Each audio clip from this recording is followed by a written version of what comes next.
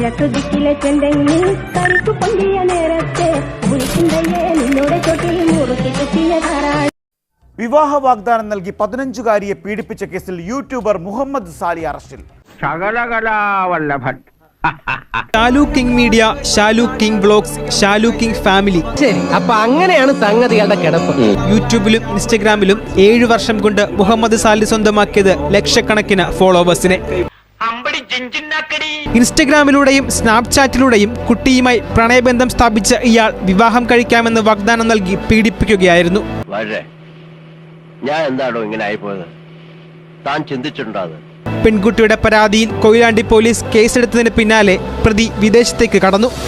ഞാനൊന്നും മിണ്ടുന്നില്ല, ഞാനൊരു വികാരജീവിയാണ്.